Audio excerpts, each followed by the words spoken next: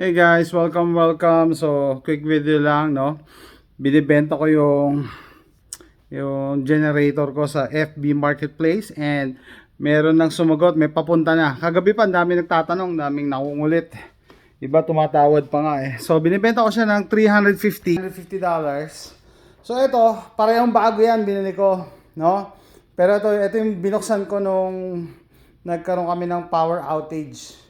Kasi sabi ko ito, magagamit namin sa camping. Ito naman, binili ko to.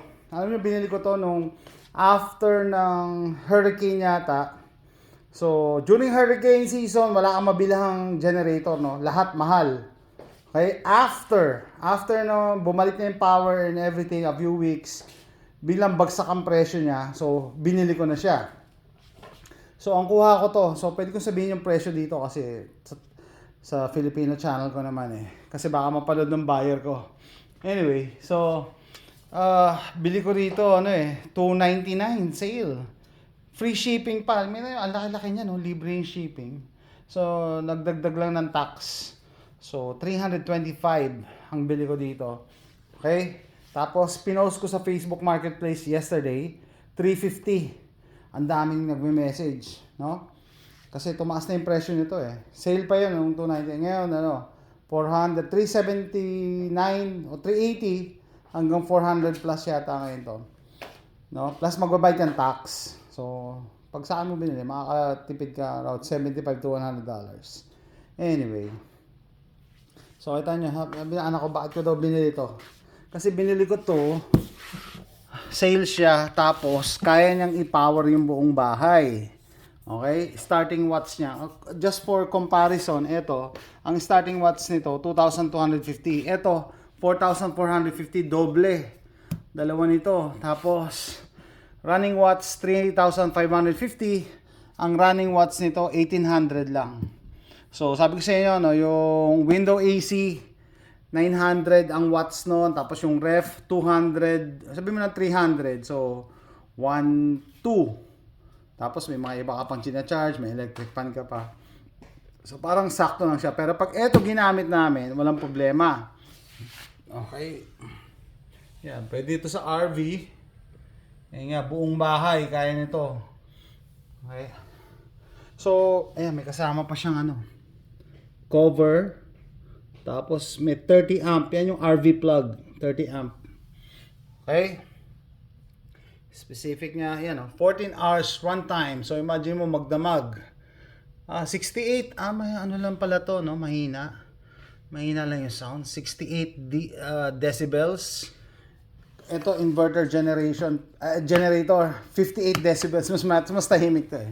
Pero ito 68, considering na malaki siya. RV ready. Kaya siya RV ready kasi yung power niya, 3,550, kaya niyang paandarin daw yung aircon ng RV. Tapos ito yung tinatawag na RV plug, yung 30 amp, yung ganyan na itsura. Volt guard protector, cold start, and so forth. Okay, may upgraded na version ito eh. May remote start, no? Para daw kunyari, madaling araw, gusto mo paandarin. Ewan ko lang, no? Minsan may mga nilalagay siya na hindi mo naman talaga kailangan. Ayaw mo na lumabas, gamitin mo na lang yung remote. No? So ayan siya, ang bigat nga ito. Dalawa kami nagbuhat. Okay? Maganda siya, bago. So, ang mangyayari dito sa deal namin, ako, madidispatch ako to. Hindi naman ako kikita dito actually kasi 325 ang gastos ko dito. Tapos bibili niya 350. Ano kung tatawad pa siya.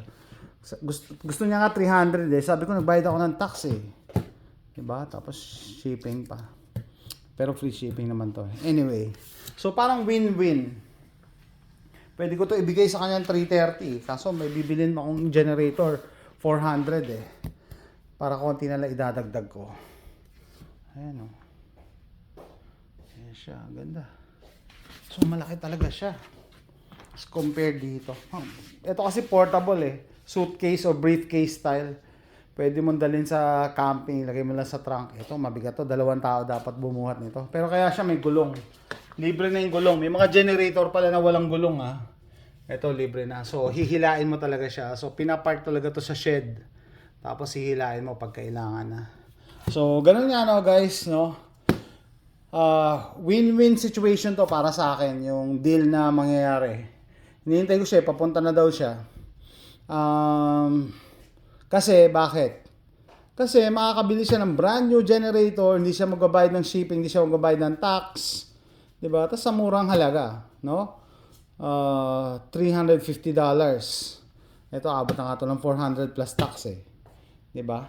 And what else? Ako naman win-win sa akin kasi madi-dispatch ako to, mabibili ko yung gusto kong generator. Ang trade-off lang yung gusto kong generator, refurbished unit. So, tatanungin nyo siguro, ba't may pagpapalit yung refurbished unit, yung bago mong generator sa refurbished unit? Kasi upgraded siya eh. Inverter generator na siya, tapos push start, hindi mo na siya hihilain.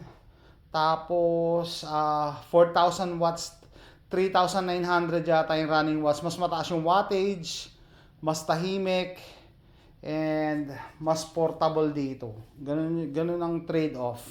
No? So gagawin ko rin ng review yun.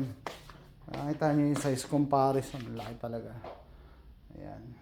Ito yung, plus ito yung Champion, kilala na siya sa sa mundo ng generators. Ganap ako ng information dito kagabi. Ito lang pala yung free niya. Wheels at saka cover. May version kasi nito na na may remote. Anyway. So, prepping advice, buy low, sell high. Binili ko to nung hindi namin kailangan. Kasi pag kailangan ng lahat mataas ang presyo. So, nung natapos na yung power outage, after a few weeks, bumagsak ang presyo, madami stock eh. Saka ako bumili. Tapos tinago ko lang siya, nilagay ko lang siya sa garage. Parehas yan, dalawa. The other day, ito nga yung ginamit ko. Pero mas maganda dalawa generator mo eh.